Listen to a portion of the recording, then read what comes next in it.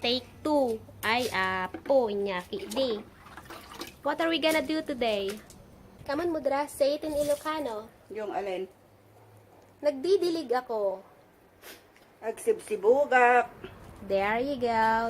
Now let's have our Tagalog. Not Tagalog.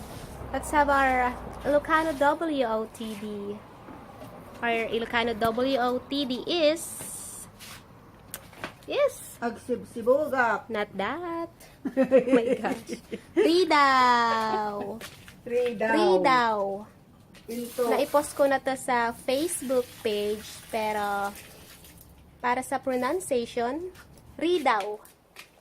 Ridaw. What's Ridaw, Mudrakels? Pinto.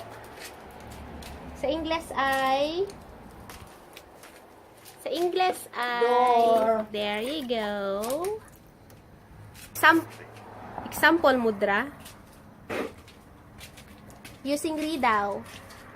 Jerry daw kot nakaluka. Nakabukas yung pinto. Mm-hmm. That's the Tagalog.